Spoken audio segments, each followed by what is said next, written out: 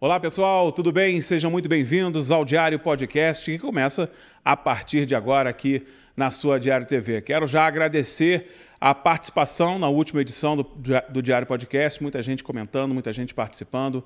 Muito obrigado pela sua audiência, muito obrigado por dedicar um pouquinho do seu tempo aí para debater conosco esse assunto tão importante, né, que é a sucessão no cargo de prefeito de Teresópolis. A gente está fazendo nessa primeira etapa do Diário Podcast, em sua temporada 2024, uma passagem pelos pré-candidatos da cidade, já confirmados, e depois vamos já oportunamente conversar com os candidatos, né? As convenções começam a se aproximar, já nas próximas semanas já temos convenções partidárias que vão definir efetivamente quem é ou quem não é candidato, e aí a gente vai ter a oportunidade também de falar depois com os já candidatos, talvez até os candidatos e seus vices. Estamos ainda estruturando isso aqui no estúdio, né?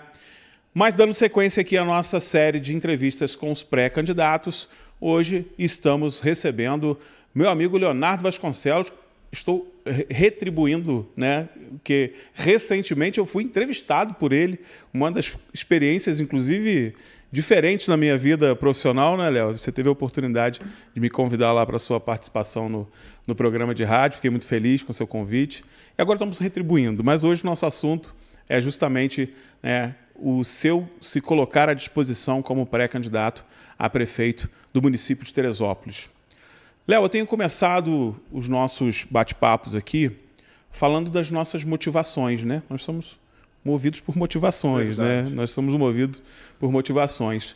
O que te motivou, né? Eu sei que a política está no teu sangue há muito tempo, né? Desde muito novo, você sempre foi um apaixonado pela política, um estudioso da política também. E o que te levou a, nesse momento de hoje, em 2024, nesse cenário que nós encontramos hoje no município de Teresópolis, se colocar à disposição do seu partido como pré-candidato a prefeito do município? Boa noite, Anderson. É um prazer estar aqui.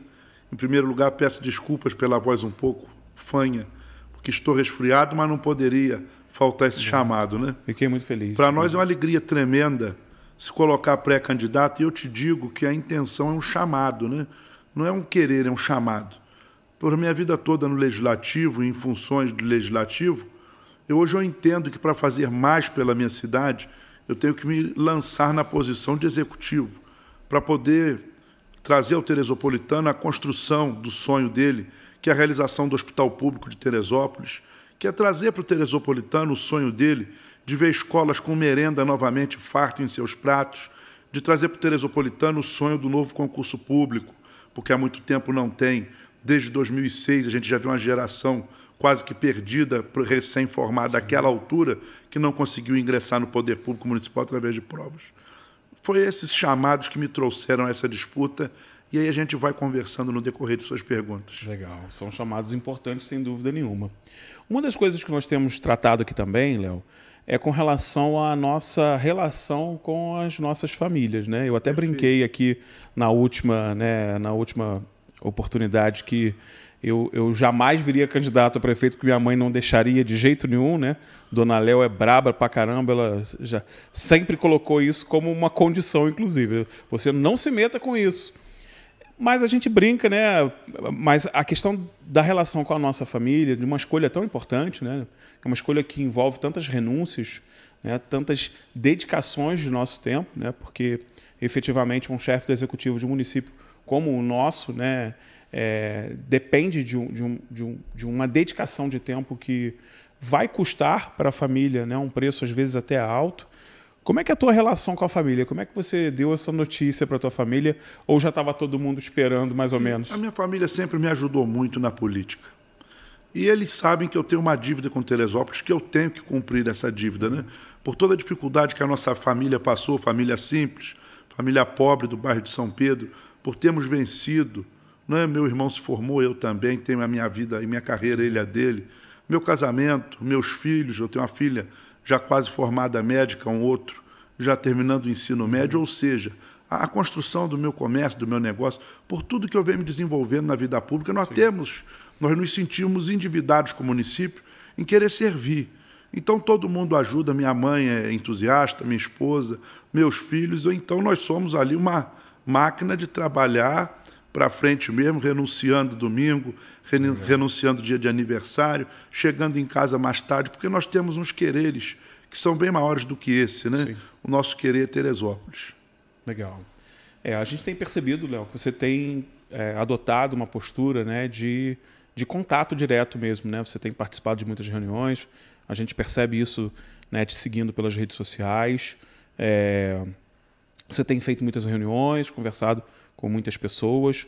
Naturalmente, na posição de vereador e especialmente de presidente, né, da Câmara, você já naturalmente recebe muitas demandas, né? Ou seja, muita coisa vai parar, né, no legislativo em função das dificuldades das pessoas, né, no dia a dia da cidade.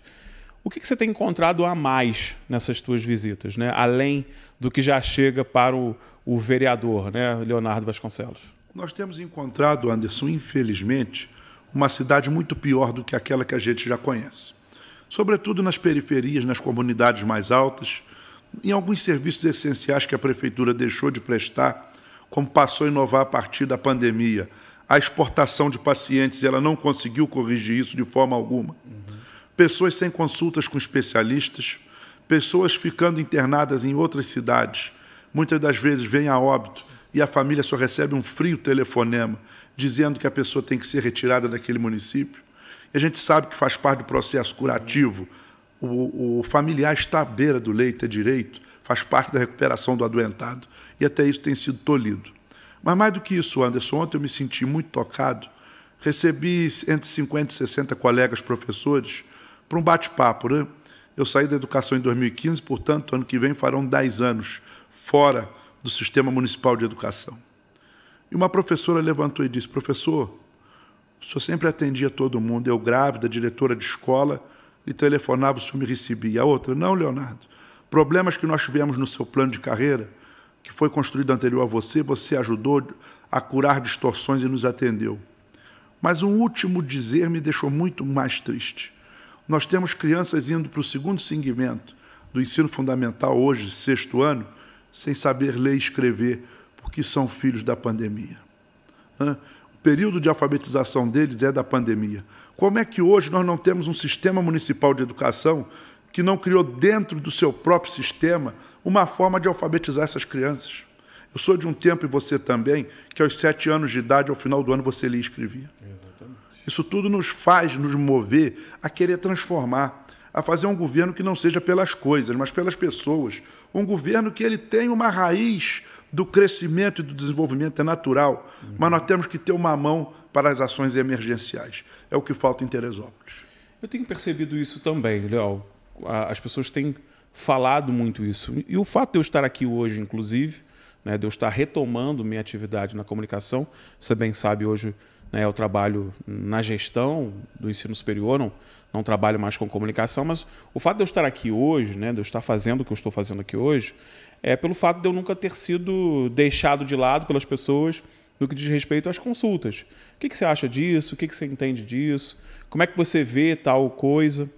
E uma das coisas que as pessoas mais têm reclamado, e eu tenho que, né, compartilhar contigo, talvez seja até um sentimento seu comum ao que eu tenho hoje, é de que as pessoas, né, o cidadão teresopolitano hoje, ele não tem espaço de fala, ele não tem espaço de requerimento das coisas que, né, lhes faltam no dia a dia. Ele perdeu a sua importância. E isso é muito triste para uma cidade que tem como seu maior patrimônio justamente as pessoas, né? A cidade pode ter as maiores maravilhas do mundo, belezas naturais inigualáveis, né, um clima esplendoroso. Se as pessoas não estiverem felizes, não gozarem de bem-estar, de que adianta tudo isso, né? Verdade. Como é que você vai receber as pessoas, né, na tônica aí do turismo, se você não tem um cidadão de bem? E eu tenho sentido as pessoas muito, muito ressentidas com essa percepção de não lugar dentro da cidade. Você percebe isso também? E eu vou adiantar a pergunta. Isso é uma escolha, né, de uma gestão? A gestão escolheu esse tipo de conduta para chegar a esse resultado? Anderson, eu tenho visitado muita gente, ouvido muita gente, Mas nós temos feito também muitas pesquisas de comportamentos, Sim. de quereres e dizeres do teresopolitano. E o povo hoje está triste demais pelo afastamento do poder executivo das pessoas, pela falta de saúde, pela falta de educação, pelo sucateamento do serviço de transporte público, que a culpa não é só da empresa concessionária, é da prefeitura também, em não dar condições de que a tarifa custe, na verdade, um valor que o trabalhador possa pagar e a prefeitura tem que intervir nisso, e ao mesmo tempo vai diminuindo a quantidade de pagantes e aumentando as gratuidades. Isso tudo tem que ser consertado. Um dos quereres do teresopolitano hoje é poder pegar um ônibus às 10 da noite, aqueles que trabalham à noite chegar em casa. Sim. No domingo, quando quiser ir para a igreja, ter um ônibus no horário e não ter linhas cortadas. A prefeitura escolheu ser assim, né? Quando ela passou a se comunicar através do Instagram do prefeito, do Instagram da prefeitura, esqueceu a nossa imprensa escrita, falada e televisada, ele escolheu esse modelo de não chegar ao contraditório. Porque quando a pessoa se comunica através dela mesma, ela cria um processo de tolir, de cortar o querer ouvir. E querer ouvir hoje para ele já não é mais essencial. Eu costumo dizer que o afastamento do prefeito e de seu governo da população tem trazido essas coisas. Sim. O prefeito tem que estar de manhã na escola, como eu fui secretário de Educação e percorria todas as escolas. O prefeito tem que ver a merenda servida. Ele de madrugada tem que ir na UPA saber se os médicos contratados estão lá atuando. E caso estejam, se não falta alguma coisa para que eles possam exercer o trabalho deles de melhor maneira. O prefeito, na verdade, tem que ter o olho do dono. É aquele ditado antigo, né? O boi só engorda com o olho do dono. E o olho do dono tem que estar em todos os lugares. É um chamado, não é uma convocação, não é nada, é um chamado. Ele tem que estar presente. E é para isso que eu me predisponho a andar, a conversar, porque como é que eu vou saber o que você quer se eu não te ouvir? Se eu não fiz escutas sociais para entender o que aquela comunidade, aquele grupo social pensa e precisa. Então, um governo hoje tem que ser formado de pessoas que saibam ouvir, que estejam dispostas a receber e também ir a campo para tentar consertar esses problemas. Você citou um fato importante também, e falando de imprensa regular, isso precisa ser dito, né? Um bom gestor usa a imprensa regular a seu favor, né? É uma ferramenta. É uma ferramenta de trabalho. O que a gente percebe hoje, muito mais ostensivamente do que a época que eu conduzia aqui, né? Nesta casa, as produções jornalísticas, é um enfrentamento daquilo que é dito, ao invés de ouvir aquilo que a população está dizendo, porque, efetivamente, a imprensa regular ela é a voz da população, né, para uma população que, às vezes, não tem essa voz. E a gestão, ao invés de ouvir isso e tentar assimilar essa mensagem e buscar uma solução para os problemas, ela resolve atacar aquele veículo que está levando essa mensagem. Então, é uma escolha, realmente, como você falou muito bem. De levar um contra o outro. Levar um contra o outro e na verdade, não é isso, né? Na verdade, como a gente disse aqui, é uma ferramenta administrativa das mais eficientes, inclusive, porque trabalha diretamente com a população. Enfim, né? É só um adendo aqui com relação à imprensa, porque é importante a gente dizer, né? Senão fica aí esse enfrentamento aí sem propósito. A diferença, né, de quem acorda de manhã e resolve fazer um podcast, né, que hoje todo mundo faz podcast. Ao acordar de manhã eu vou fazer um podcast, eu sou bonito, sou cheiroso, sou alto, sou lindo, falo bem. A diferença dessa pessoa para quem trabalha na imprensa regular é que a gente faz isso aqui porque a gente tem que fazer isso aqui, porque a gente quer fazer isso aqui e porque a gente trabalha para isso. Então, e acabou a modinha do podcast, vai continuar. São 30 anos de história aqui nessa casa que eu estou. Eu já tenho mais de 20 de carreira. E a gente não vai parar porque parou a modinha, entendeu? Então, vocês precisam perceber que existem diferenças, né? Qual é a vocação dessa pessoa para fazer aquilo? Então, o prefeito tem que entender que a imprensa regular é uma ferramenta importante. Concordo, né? Esses aventureiros que tem por aí, realmente não há de se dar muita serventia, mas a imprensa regular tem que se ouvir. Só um adendo aqui no nosso bate-papo, Léo. Uma das coisas também que, evidentemente, quando a gente fala do Leonardo Vasconcelos, né, e da sua condição de pré-candidato, é essa relação conflituosa entre legislativo e Executivo Municipal. Esse assunto eu tenho certeza absoluta que está no teu dia a dia, em quase todas as esquinas que você vai, né? Todo mundo pergunta, e aí? E essa briga aí com o prefeito, né? Muita gente me pergunta, imagino a você o quanto não deva ser recorrente. Em que momento essa relação se estremeceu? Aliás, pergunto melhor, em algum momento essa relação foi uma relação democrática, republicana, harmoniosa? Anderson, posso te dizer que eu fui um dos primeiros adversários políticos do Vinícius, de quando ele chegou à política em 2018, 2019. Mas não é inimigo, não, é de cobrador, é de exigir, é de entender o que a população precisa, o que precisa ser feito e como se fazer. Tanto que o prefeito me tratou muito bem, eu sempre o tratei também com muita dignidade, muito respeito, mas eu não posso largar a mão dos meus preceitos. De cobrar um prefeito, eu, enquanto vereador, que ele entregue um município, pelo menos, igual ele pegou. Pelo menos. Né? A gente vê hoje um desmonte da prefeitura e de serviços em que um próximo governo terá que remir o tempo. Com uma mão consertar o passado e com a outra ver o progresso. Foi o que eu te disse. Criar políticas estruturantes, mas, ao mesmo tempo, socorros emergenciais. Não tem outro caminho.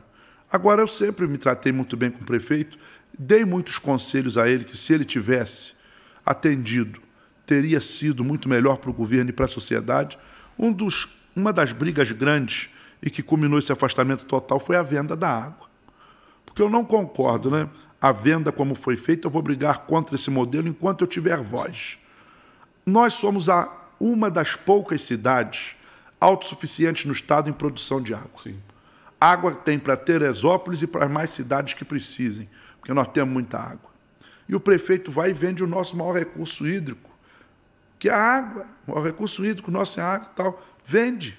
Ele faz essa venda achando que foi uma venda maravilhosa e que, ao se passar de quase 6, 7 meses, a gente comprova que é um total fracasso que ele fez.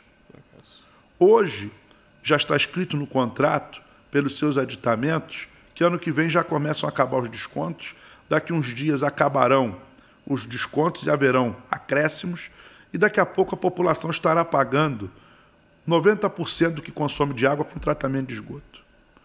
O município pode até entender, Anderson, e concluir que ele não é capaz de distribuir a água. Ele não tem braços para cobrar, para operacionalizar o sistema depois da água tratada. Isso, com certeza, é muito difícil. Mas ele não pode abrir mão do seu patrimônio, que é a água. O modelo que eu defendi e defendo é que a água seja pública e ela, depois de pronta e tratada, seja vendida à empresa concessionária. Com isso, nós não vamos hidrometrar os poços, nós não vamos cobrar as borrachas pretas e nós vamos ditar preço. Olha, eu vou te vender essa água subsidiada, mais barata, mas aquelas comunidades têm que ter água. Tem que ser mais barata. Eu vou te vender uma água aqui mais barata para que você não cobre 300 ao comerciante, como está cobrando hoje ao invés de 120. Esse é o modelo, ser dono da água. A cidade do Rio de Janeiro ela não é autossuficiente. Ela recebe água de Nova Iguaçu, do sistema Lameirão. E lá a dona da água é a SEDAI. A SEDAI é dona da água e vende para Águas do Rio a água por metro cúbico que passa nos seus hidrômetros. Então ela pode regular preço, ela pode intervir. Agora nós, autossuficientes, entregamos tudo, isso está errado. Prova de que está errado. A água para o comerciante está R$300, era para ser 100 e alguns reais. Essa é a primeira prova em que o prefeito não conseguiu intervir para que o preço voltasse a ser como era antes. Já foi vendido. Porque ele entregou tudo. Aí foi para a Genersa. A Genersa fez um acordo, vou falar no popular, você tem um cheque de 50 milhões comigo, que vence ano que vem. Eu quero dinheiro antes, eu falei assim, fica com 20, me dá 30. Ou seja, eu tenho um ativo, um dinheiro de 50 milhões que é patrimônio público. Eu vou abrir mão de 20 milhões para me dar 30, que eu estou com os cofres nesse momento combalidos. Uma agiotagem municipal que foi feita. Aí eu fui ontem, ou antes de ontem, a Magé, ver a obra de reabertura da Casa de Saúde. Aqui a nossa Casa de Saúde vai virar hotel. Lá a Casa de Saúde antiga vai virar hospital. 21 milhões de reais. para mais de 180 leitos, UTI pediátrica, UTI para adulto, uma dignidade total. Eu vou colocar isso daqui um dia nas minhas redes sociais, as obras como estão andando.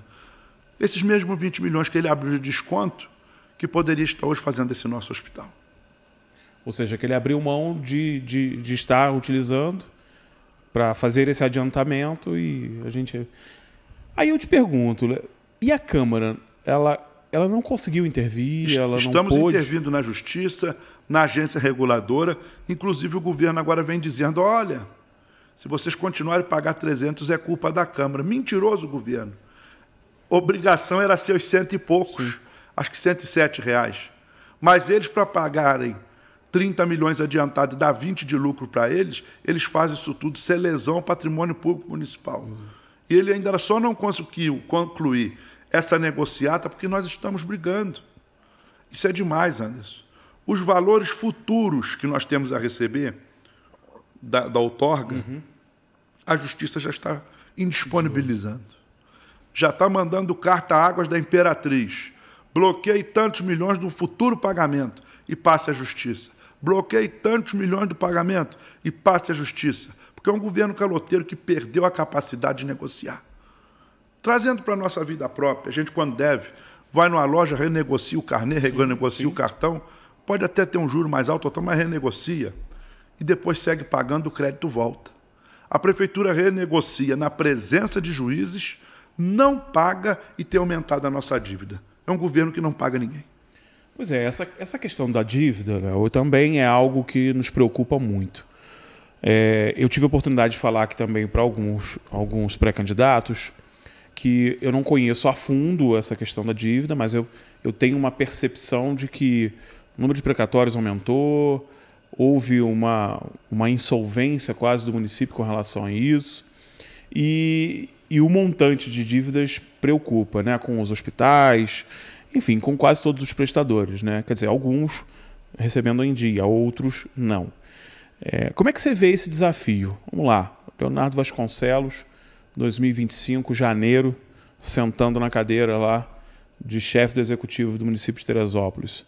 Vem à sua mão uma planilha lá em vermelho de tantos milhões lá, que eu acredito que seja a nossa situação hoje. O que fazer para contornar esse problema? Primeiro, recuperar crédito, que é um governo sem crédito. É apresentar propostas de pagamento fluidas que caibam no caixa municipal, sim, sem deixar de ter os atendimentos emergenciais. Segundo, conferir paulatinamente, degrau a degrau, linha a linha, cada item desse que estamos devendo. Sim. Chamar os devedores, hoje que o município deve, e fazer um programa de pagamento adequado, mas, ao mesmo tempo, fiscalizar se aquele serviço foi prestado, foi feito. Isso tudo nós teremos de fazer, Anderson. Caminho tem de se haver. O que precisa é o olho do dono. O que precisa é chegar na prefeitura às 6 da manhã para dar conta do trabalho. Não chegar na prefeitura depois do almoço e usar a parte da manhã para fazer exercício. Nada contra os exercícios, nada contra as academias, mas nós precisamos segurar na rédea da prefeitura para ver quem chega cedo, para ver quem trabalha, para saber quem eu devo, para ver quem eu pago primeiro, para ir ao Tribunal de Justiça e pedir, por favor, me ajude a salvar o meu município. Eu preciso de crédito, Teresópolis é de gente trabalhadora. Nós vamos pagar e nós vamos cumprir. Uma coisa que tem me incomodado muito também é essa discrepância de discurso. A gente tem, ao mesmo tempo, um governo dizendo que está tudo uma maravilha, inaugurando isso, inaugurando aquilo, quer dizer, inaugurando promessa, né? Fazendo discursos de que ganhamos prêmios disso, somos empreendedores, inovadores e blá, blá, blá. E, do outro lado, vai à Justiça pedir clemência, né? Entre outros. Está escrito. Está escrito. Eu não estou inventando nada, está lá, né? Na petição inicial. Essa discrepância de discursos, né? Qual é a cidade de Teresópolis real? É a das inaugurações e obras, realizações e empreendimentos? Ou a cidade que precisa de clemência do judiciário? É uma cidade virtual. No lado da rede social do governo, eles dizem tudo o que eles acham de bom. E, ao mesmo tempo, não entrega serviço algum. E paga muito mal as pessoas. E o que eles fizeram foram dormir em cima de uma liminar que suspendia temporariamente o pagamento precatório. Que quando essa liminar caiu, ela ficou sem força, vieram os juros, as multas e mais o valor principal. Eles não acreditavam que isso aconteceria, mas Magé acreditou, Volta Redonda e tantos outros municípios acreditavam que deviam muito mais que a gente, Anderson, e que quitaram as suas dívidas. O prefeito deixou de pagar, não fez um caixa para o dia que tivesse que pagar, para o dia que a liminar caiu, ele falou, não, tem um caixa aqui, que meu valor principal eu posso quitar o tempo do que era, corta os juros. Não, eles foram brincando de governar. Se tornaram, na verdade, negadores do erário público municipal, quando gastaram 20 milhões de reais com tablet, que nenhuma criança recebeu até hoje, que nenhum professor utilizou como ferramenta de transformação na vida do aluno, e esse material está trancado num depósito, que você que trabalha numa universidade sabe muito bem que já estará obsoleto pelo longo do tempo que não foi usado. É complicado. E uma das coisas que eu tenho percebido também é que essa interferência do judiciário em certos momentos, e eu já tive a oportunidade de vê-lo falar no plenário sobre isso, alguns companheiros seus de plenário também, da mesma forma, se colocando, né, dessa mesma forma, tem prejudicado, inclusive, o processo de fiscalização da própria Câmara, né? Vocês acabam encontrando certas barreiras que o judiciário acaba criando numa espécie de proteção a essa boa vontade do governo, né? Só que essa máscara da boa vontade me parece que está indo embora, né? Assim, tardiamente. Essa máscara do bom moço que quer resolver, que tem boas intenções, já começa a se mostrar ineficaz. Você acha que a Câmara precisa, nesse momento, intensificar esse processo fiscalizatório? Nós temos intensificado. A prova é agora essa questão da água. Ela ainda não está perfeitamente, juridicamente, completa, porque a gente vem brigando. Sim. Inclusive, Anderson, qualquer prefeito que queira ser prefeito de Teresópolis tem que conhecer a fundo esse processo. Tem que conhecer a fundo e assumir um compromisso público de que irá rever esse contrato. Porque o próprio Tribunal de Contas diz, tem corrupção. Está escrito, tem corrupção. E nós temos aí que observar pré-candidatos que são pré-candidatos auxiliados por essa empresa que usará de toda a sua força para se manter. Sem dúvida, sem dúvida. Isso tudo a população tem que estar ligada. Ela tem que entender dos candidatos, quando bater a sua porta, sua primeira pergunta, qual é o seu compromisso com a nossa água que é pública? Qual é o seu compromisso com o nosso hospital? Quando eu falo de hospital público, Anderson, eu não sou contra os que estão. Não sei se você já tem ouvido, como eu tenho dito por aí. Sim. Nós queremos o HCT, nós queremos São José, nós queremos a beneficência, mas nós queremos o nosso hospital de retaguarda. Para que quando nenhum desses três possa atender o nosso paciente, a gente deixe de fazer exportação de doente. É muito triste a gente ver a nossa amiga dona de casa, o nosso companheiro trabalhador, nós mesmos dentro da nossa família, ter uma pessoa ser transferida sem cirurgia para pediatria, sem ter uma UTI pediátrica. Nós temos que criar um quarto elemento para que seja acessório e assessorador dos 3 hospitais que prestam serviço à cidade. E ainda tem pessoas que negacionam isso, que estão se negando a isso. Que nós temos é que melhorar o sistema, melhorar os parceiros particulares, mas nós temos que ter o nosso também. Teresópolis é a única cidade do Estado, com a população e a riqueza que tem, que não tem um hospital para dizer que é dela. Isso não pode mais. Pois é, uma das coisas também que eu também tenho perguntado aqui é com relação a essa questão da arrecadação, né?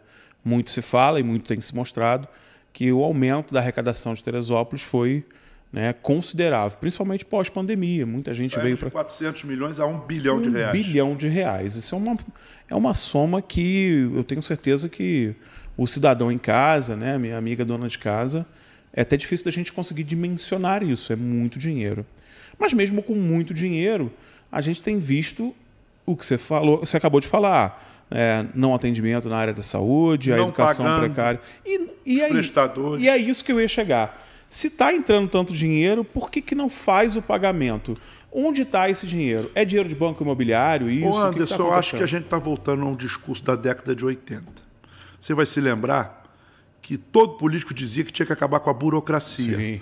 Porque a burocracia sangrava os governos. O entrave do progresso. Hoje nós temos 2.500 cargos acessórios na prefeitura que são burocráticos. É a prefeitura que mais se burocratizou ao longo do tempo. Ela diz que é muito tecnológica, mas não, ela é obsoleta. Você entra em repartições, tem 7, 8 mesas, uma para cada pessoa. Nós temos que gerar emprego.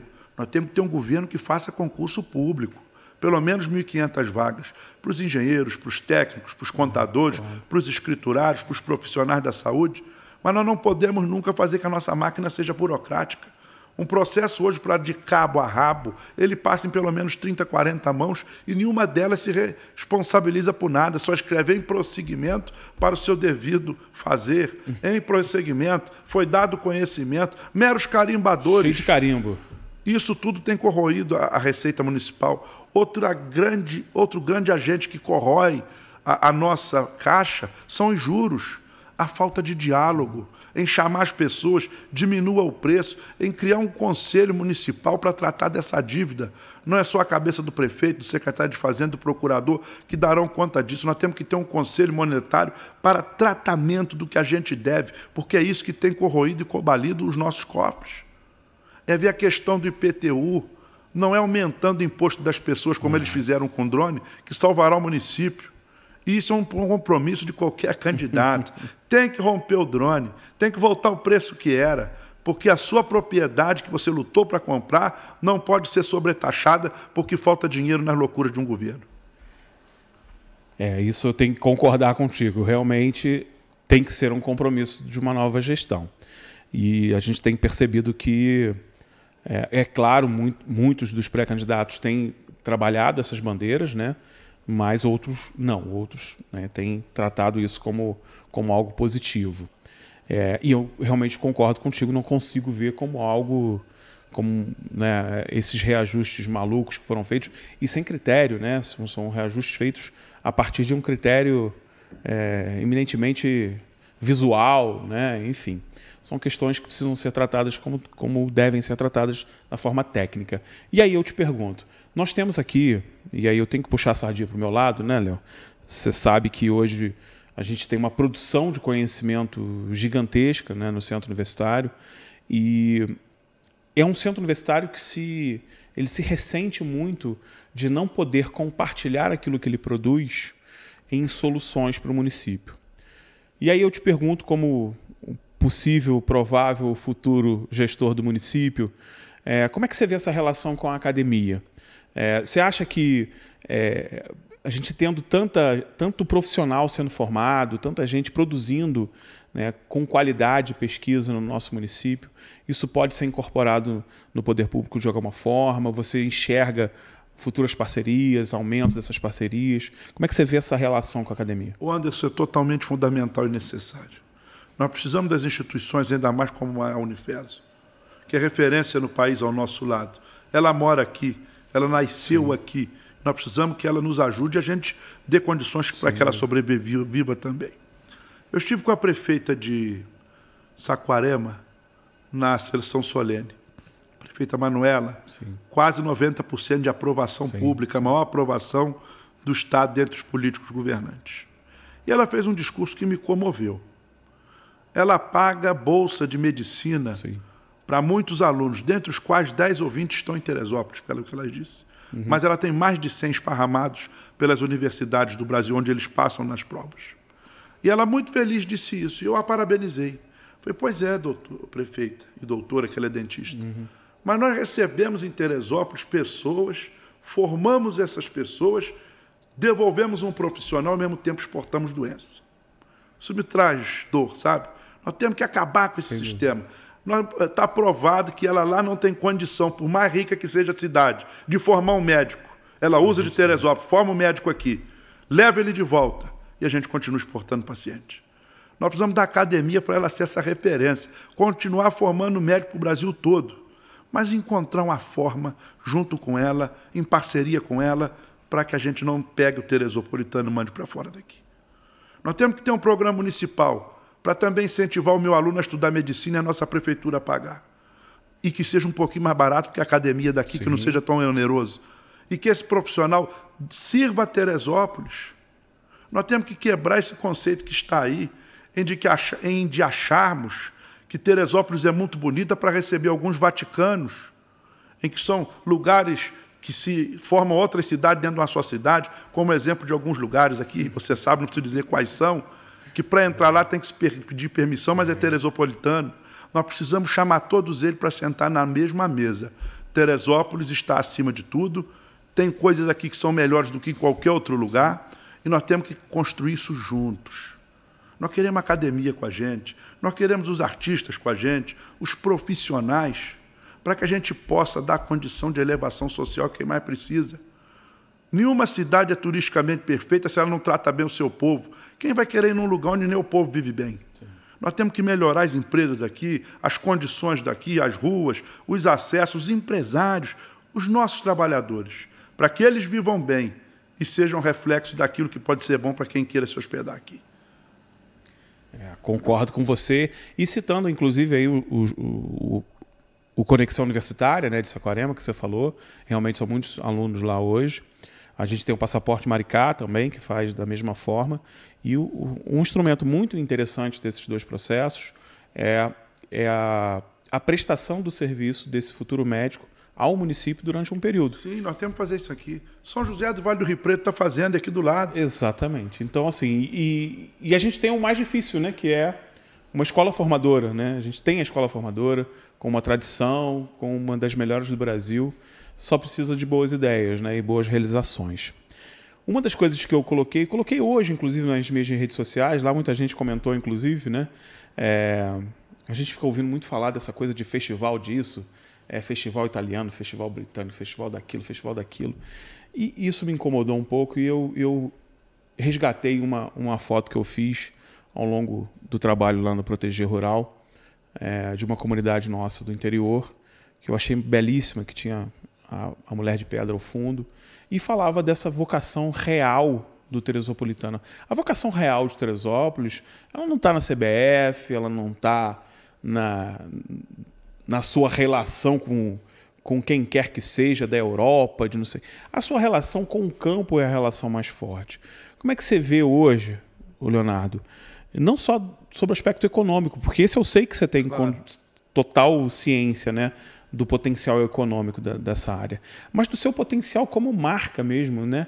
O agronegócio, a vida da agricultura familiar como marca de Teresópolis.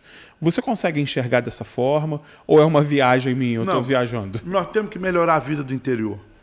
Para o agronegócio, para a agricultura familiar. Nós temos que ter um censo rural. Quantas pessoas são produtoras em Teresópolis e produzem o quê? Nós temos que saber isso. A academia está fazendo isso hoje. A que lugares né? estão? Como é que o acesso a esses lugares se dá? Qual é a perda que eles têm a cada tempestade? Sim. Porque não é só a estrada ou só o carro que vai embora. Era toda aquela lavoura preparada, que a gente vê que os insumos são caríssimos. Nós temos que ter uma Secretaria de Agricultura voltada para o agricultor. E nós temos que levar a prefeitura para o interior. Não é com subprefeitura fazer política, não. Eu defendo um modelo que eu vi em Rondônia que chama Tudo Aqui. É implantar um Tudo Aqui no interior, em cada distrito nosso, ou no segundo e no terceiro, que faça as ações de serviço público. O Tudo Aqui resolvendo tudo dali.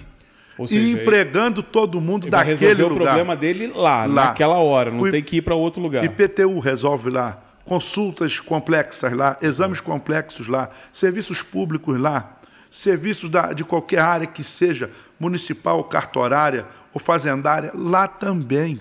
É o Tudo Aqui naquele lugar, empregando tudo de lá. Empregar pessoas daquele lugar, para que a prefeitura também seja um braço de capacitação, mas mais do que isso, o desenvolvimento da região. Sim. Nós não podemos mais ter isso tudo centralizado. Nós temos que ter teatro no interior, nós temos que ter rua calçada, boas praças. Nós temos que melhorar o acesso ao turismo do interior. Nós temos que vender Teresópolis para fora, nos aeroportos. Você chega no Rio de Janeiro, maior recebedor de turistas desse país, e não tem uma plaquinha escrita a letra de mão para que visite a cidade mais importante desse estado. Nós temos que vender Teresópolis lá. Teresópolis tem que participar de todas as feiras de turismo desse país e as principais de fora daqui para se vender. Mas não é com R$1 milhão por ano que se fará isso. Nós temos que investir ali 2% do orçamento municipal, R$20 milhões, porque esse dinheiro voltará para a cidade. Para que eles possam participar das feiras, para que se possa catalogar todo mundo, para que você entre no YouTube e veja a Dona Maria, que faz a melhor feijoada do interior do estado. É isso aí. Para que você entre no YouTube e descubra aquele camarada que tem uma plantação de suculentas, que é uma das maiores da região, para que a gente veja tudo que Teresópolis é. É só investindo. Com cuidado, com zelo. Aí você vai falar, é gastador? Não. 2% do orçamento municipal, 20 milhões de reais para mostrar tudo que Teresópolis tem, é trazer mais de 100 milhões com certeza de volta para a cidade. Com certeza. E vai estar atuando como a comunicação institucional municipal deve agir, né? Trabalhando na divulgação da própria cidade, não de um ou outro que está lá. O turismo tem que ser isso. É a união dos particulares, dos privados e a prefeitura uma linha de acabamento nisso tudo para costurar e trazer esse povo para cá. E investindo também, né? Porque essas coisas custam dinheiro, não tem jeito. Uma coisa que tem me incomodado muito também com essa relação do interior, para a gente alinhavar finalmente essa parte do interior, a gente tem uma juventude hoje deixando de produzir. Sim. Ou seja, é uma geração que já não quer ficar na lida ali como seu pai, como a sua mãe, né? E a gente até entende porque é uma vida realmente bastante sofrida. Mas é uma geração que tem procurado soluções no próprio interior. Seja na logística, investindo em caminhões para entrega, investindo em armazém, em espaço de beneficiamento dos produtos, embalagem dos produtos. Isso já é um ponto positivo, né? Essa geração está querendo ficar ali. Sim. Como é que eu consigo atrair esse público, Léo, que é um público que é de uma geração diferente da nossa, né? A nossa população economicamente ativa está no interior, a mais forte. Se nós formos fazer o peso disso, a maior população economicamente ativa por pessoa está no interior. O que nós temos é que formar público.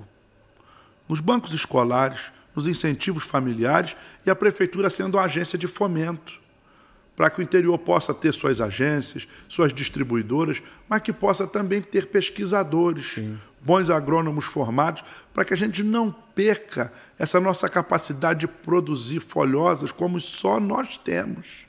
Nenhuma outra região do Brasil sabe produzir como a gente produz. Com qualidade. Isso daqui a pouco e em velocidade também. Né? Então nós também temos que ter academia junto com isso. Para isso nós temos que formar público. Nós temos que formar quereres. Ele entender que ele ganha bem lá, ele vive lá, o dinheiro dele lá é importante para a nossa cidade aqui. Então a prefeitura tem que ser fomentadora disso. Legal, legal. Esse tema do interior é um tema que me deixa muito... Né? Mas nós temos que levar melhores escolas, temos que levar para lá o teatro, as praças, temos que levar tudo aqui para lá. Nós temos que levar a prefeitura para estar lá. Gostei da ideia do tudo aqui, achei muito interessante, bacana. Muito legal mesmo. Léo, a gente está chegando aí mais para a etapa final da entrevista, né? A gente já falou de desafios, a gente já falou de motivações, já falamos de possíveis soluções, evidentemente, né?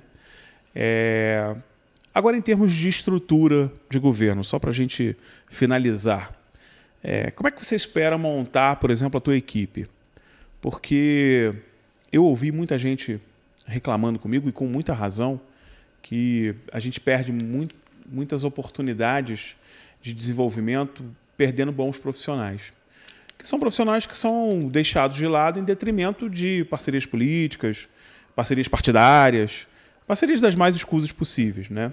Ou seja, quem poderia estar produzindo soluções, produzindo conhecimento, gerindo com eficiência, porque o faz, né, naturalmente, porque buscou se formar nessa área, acaba não se interessando ou não conseguindo oportunidade mesmo dentro da máquina pública. Como é que você já falou da questão do concurso público? Eu concordo com você em gênero, número, grau, e falei, acho que metade da minha carreira, pelo menos, eu falei da necessidade de produzirmos um concurso público, porque o funcionário público ele é muito mais barato, muito mais eficiente, muito mais certo para a máquina pública. Isso aí não se discute. Mas como é que você enxerga a tua composição?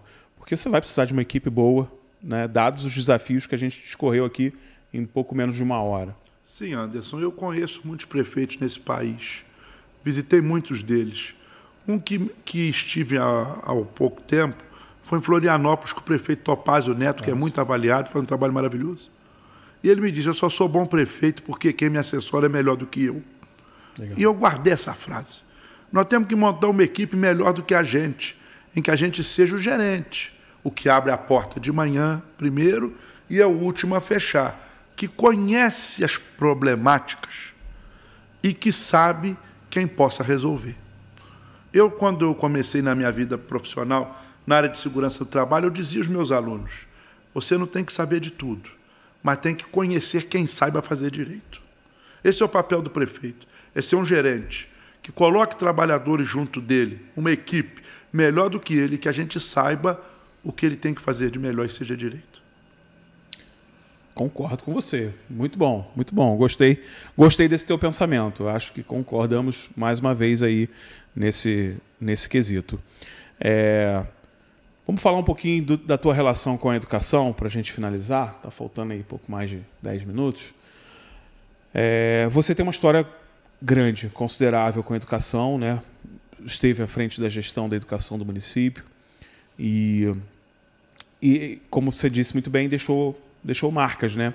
Muitas pessoas lembram do Leonardo Vasconcelos como secretário de Educação ainda até hoje, mesmo já se passando quase 10 anos, né? Isso. Vê como é que passa rápido, né? Parece que a gente estava ontem com o entrevistador e o secretário de Educação dando entrevista. Mas passa rápido.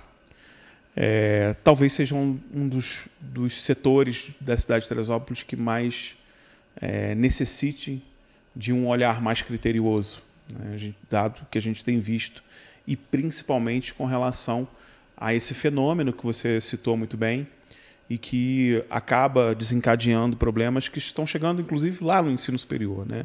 Que é essa geração aí da pandemia, que é uma geração que, infelizmente, vai demorar aí algumas décadas para a gente conseguir, tendo políticas públicas eficientes, vai demorar algumas décadas para a gente conseguir dirimir um pouco desses problemas. Como é que você vê esse desafio, né, de ter já uma rede grande, volumosa, cheia de problemas, com um desafio a mais, que é essa questão, né, do déficit de conhecimento gerado com a pandemia? Anderson, eu encaro isso com muita tranquilidade. Quando assumi a Secretaria de Educação em 2012, em janeiro, foi um ano exatamente após a tragédia. Sim. Em que eu tinha que estruturar a rede e resolver problemas emergenciais. Como eu te disse que se tem que governar. Uhum. Uma vez chegando na Secretaria de Educação, nós temos que continuar recuperando a rede, como, por exemplo, levar 10 creches para o interior. Eu comecei e deixei 2 de lá para cá, aliás, deixei 3 e de lá para cá as outras 7 não foram concluídas. Nós temos que levar creche para o interior. Mas, ao mesmo tempo, nós temos que reabrir o Aclimeia no bairro de São Pedro, nós temos que reabrir o Linoronha, nós temos que reabrir o Hermínia Josete, nós temos que recuperar telhados e escolas que estão funcionando pela metade. Eu fiz um levantamento. São 1.500 crianças desalojadas, estudando em lugares emprestados ou diferente daqueles lugares em que eles deveriam estar. Numa rede de 22 mil alunos, 1.500 hoje estão sem escola devida. Nós temos que trazer isso tudo para o lugar. Como na época, em 3 meses, eu reabri 9 escolas, que ainda estavam da tragédia fechadas. Mas, ao mesmo tempo, fiz 3 creches, fiz a maior escola do interior da cidade, que é o Francisco Maria Dália, recuperei o telhado de todas as escolas da rede, porque, num governo passado, utilizaram aquela telha ecológica, que depois de 10 anos ela virou farinha, eu tive que trocar todos os telhados. Recuperamos os CIEPs, que hoje estão abandonados. Em cada CIEP são 2.000 lâmpadas. Se deixar queimar, queimou uma, queimou 2, daqui uns dias tem que ter uma fábrica para consertar. Não dá conta de tudo isso. E aí, Anderson, você tocou num ponto muito forte. Tem 2 serviços hoje que durante um dia passa a metade da população de Teresópolis. Na educação, seguramente 25 mil pessoas por dia entre professores, profissionais e alunos. E o transporte público, 60 mil transportados. Ou seja, 85 a 90 mil pessoas por dia utilizam ou a escola ou o ônibus, e alguns deles ao mesmo tempo. Nós temos que cuidar dessas 2 coisas. Nós temos que melhorar o transporte, nós temos que aumentar o horário, mas nós temos que criar uma passagem que caiba no bolso do assalariado, que também vai desafogar o bolso do empresário, porque 96% da passagem é paga pelo empregador, os outros 4% pelo trabalhador. Mas os informais pagam 100%. Nós temos que ter mais horários para ter mobilidade.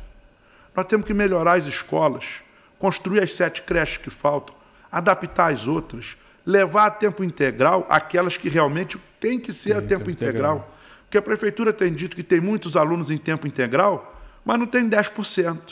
Porque ir lá em quebra-frasco, pegar numa escola de 20 alunos e dizer que ela é de tempo integral é fácil. Eu quero ver fazer isso com 1.000. É criar um programa não de tempo integral, mas de integração do aluno. Porque a gente sabe que 4 horas em sala de aula ninguém aprende, mas com 6 a gente vai aprender. Com temas transversais, com a música, com o esporte, com a matemática, isso tudo vai ajudar. Como nós, na época, fizemos das 100 escolas, 47 com tempo educação de 6 horas, que era o programa Mais Educação. Nós conseguimos melhor IDEB do Estado, nós conseguimos acabar com o analfabetismo no adulto. Eu recebi a medalha Paulo Freire naquela época, porque já não tínhamos mais analfabetos na maioridade. Nós conseguimos ganhar a Olimpíada de Astronomia e Astronáutica. Tudo isso um ano depois da tragédia. Então é possível. Tem que chegar às 4 horas da manhã. Tem que trabalhar. Tem que conhecer todos os postos de trabalho. E tem que ouvir desde a cozinheira até a diretora quais são seus problemas. E depois do lado de fora ouvir o pai e a mãe quais são suas necessidades. Ouvindo a necessidade dessas pessoas, nós implantamos um projeto que foi me dado o prêmio de melhor gestão em educação no país, de transportar 3.500 alunos no interior, pegando em casa e deixando na escola, dando garantia para o agricultor de saber que o filho dele entrava na van, ele podia ir para a lavoura, que dali tantas horas ele estaria de volta em casa. Isso tudo é de ouvir. É o Juntos por Teresópolis que a gente lançou agora, né, um movimento, Todos por Teresópolis, em que as pessoas no site estão opinando de maneira coletiva o que eles querem para o lugar deles, para que a gente monte um plano de governo ideal, que possa ser mais humano, para que o teresopolitano caiba no orçamento municipal. Aí você vai me perguntar, Leonardo, mas o orçamento de Teresópolis não é para Teresópolis? Não, ele é para os juros, ele é para a água da Imperatriz, é para os sócios do prefeito, é para a empresa do tablet. Nós queremos fazer um orçamento em que o teresopolitano usufrua dele, essa é a verdade. Porque dinheiro não falta. A gente percebeu isso, né? Talvez falte gestão. Talvez, não sei. Não posso falar. Não sei. Eu acho que falta caráter. Mas é realmente o que você falou. Mas chegando para trabalhar depois da academia, de dar banho no cachorro, e fica difícil realmente, fica bem difícil. Mas a gente não vai julgar aqui ninguém, né? Vamos falar ainda sobre propostas de governo. Eu acho que é o nosso próximo compromisso, né, já aí iniciadas e terminadas as convenções partidárias. Já quero deixar aqui até meu convite, inclusive, né, caso o seu nome seja confirmado lá na sua convenção, que eu acredito que deva ser, que você volte aqui já com seu candidato a vice. Com certeza. Para que a gente fale sobre essas propostas mesmo, né, sobre o programa de governo, sobre o que a cidade precisa ouvir, né, para tomar a sua decisão. Esse nosso encontro aqui, gente, semanal, de 1 hora e pouquinho, é para que você, como eu disse aqui, né, na última entrevista, bloquinho, canetinha na mão, anotando. A gente precisa fazer o nosso dever de casa. A gente precisa de parar de ficar, né, se recontorcendo e dizendo que a gente vota mal, que a gente escolhe mal. Talvez seja porque você não faz o seu dever, né? Tem que ouvir, tem que procurar, tem que buscar. E depois de tudo isso, cobrar também, né? Buscar o seu político. Eu sei que às vezes a gente não consegue esse acesso, mas mesmo esse não acesso já é um indicativo de que você precisa persistir nessa cobrança. Então, faça o seu dever de casa também, assista as entrevistas, depois a gente vai entrevistá-los novamente já como candidatos. Quem sabe vamos fazer um debate aí, vamos ver o que vai acontecer daí para frente. É uma campanha muito curta, é uma campanha muito difícil, é uma campanha cheia de restrições. A gente tem que ajudar da melhor forma possível. Espaços como esse aqui são espaços muito importantes para que você, teresopolitano, tome a sua decisão. E tome a sua decisão. Não pegue emprestado de alguém ou não busque na rede social quem que está mais bombado na rede social, quem que tem mais like, quem tem mais foto, quem aparece mais bonito na foto, tá? Faça o seu dever de casa, escute, né, o que todos estão dizendo e construa a sua opinião. Se você ficou com dúvida, entra nas redes sociais do candidato, do pré-candidato. Lá tem uma equipe, se não for o próprio candidato mesmo, né? Eu sei que o Leonardo, ele que gosta de responder lá, mas se não for o próprio pré-candidato, vai ser também alguém da equipe. Você vai tirar a sua dúvida. Só não pode ficar na dúvida. E só não pode ficar comprando também a ideia dos outros, né? Vamos construir a nossa ideia, vamos construir a nossa escolha, porque é um momento importante, gente. Teresópolis está, né, prestes a tomar uma decisão extremamente importante. Eu ouso dizer que talvez seja uma das eleições mais importantes da história do município de Teresópolis, dado a situação que a gente se encontra hoje. Tá? O problema é sério, tiram até jornalista da aposentadoria para estar aqui conversando com vocês, batendo esse papo, porque a situação é muito séria. Não é isso, Léo? Não é sério? É demais. É isso aí. Mas a gente está aqui para dirimir um pouco essas dúvidas. Leonardo Vasconcelos, muito obrigado pela sua participação. Eu que agradeço, Anderson. Sempre um prazer, poder conversar contigo. Eu gosto demais de conversar com pessoas inteligentes, que eu acho que a gente sempre aprende muita coisa, né? A gente teve um bate-papo aqui de 1 hora, aprendi muitas coisas, guardei muitas coisas para mim. Tenho certeza absoluta que você também está levando muita coisa também para o seu dia a dia. E te desejo muito boa sorte na tua convenção, né? Que já é aí no próximo dia 20, que você seja vitorioso nela e que você volte para conversar com a gente, já como candidato mesmo, né, futuramente, para que a gente fale um pouco das suas propostas. Obrigado. Maravilha, Anderson. Foi um sucesso tremendo. Você sempre muito cavalheiro, colocando posições importantes que têm de ser ditas e fazendo de um programa como o seu um veículo de verdadeira informação, para que, do outro lado, os nossos amigos telespectadores possam, de fato, concluir o que eles querem e terem as suas verdades sem ter nada sido induzido. Parabéns. É isso aí, obrigado, Leonardo. Eu quero finalizar aqui também, agradecendo, vou até mostrar aqui, xicrinha bonita, ó, essa xicrinha linda aqui que a gente está usando aqui. Hoje a gente teve um lanche maravilhoso aqui da Padaria Império, meu amigo Pedro, o imperador de Teresópolis. Pedro, obrigado pelo teu carinho de sempre, obrigado pela tua parceria. O lanche estava maravilhoso, Leonardo gostou, todo mundo gostou, tomamos um cafezinho aqui. Obrigado pela sua parceria de sempre, 65 anos aí de história, da nossa querida Padaria Império, que está aqui retratada no nosso estúdio com muito carinho, tá? Obrigado. Agradecer também ao Centro Universitário Serra dos Órgãos, a pessoa da nossa magnífica reitora, a professora Verônica Albuquerque, também ao nosso diretor, Dr. Luiz Eduardo Pocidente Tostes, a minha diretora, a professora Roberta Montello. Muito obrigado pela instituição ceder esse espaço aqui. Hoje faço parte dessa família maravilhosa, mas estou aqui para cumprir esse papel social e para a gente conversar. Quero te dizer que você tem papel importante assim nesse processo, então vai lá, compartilha esse vídeo com alguém, compartilha esse podcast com alguém, pode botar lá no grupo da família, tá no YouTube do Canal Diário, tá nas redes sociais, vão ter recortes aí no Instagram, no Facebook, compartilhe também, faça levar essa mensagem ao máximo possível de pessoas. A gente compartilha tanta coisa chata, tanta besteira, vamos compartilhar o que é importante também, para o nosso futuro, o futuro da nossa cidade. Não esqueça de seguir as nossas redes sociais, não esqueça de seguir as minhas redes sociais também. Procura lá, Anderson Duarte, jornalista, segue a gente. Segue o Leonardo Vasconcelos também, que ele está lá nas redes sociais.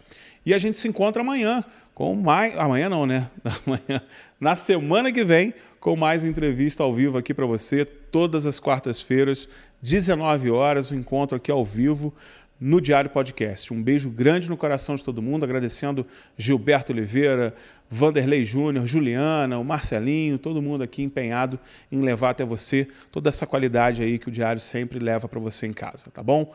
Um beijo no coração de todo mundo e até a próxima.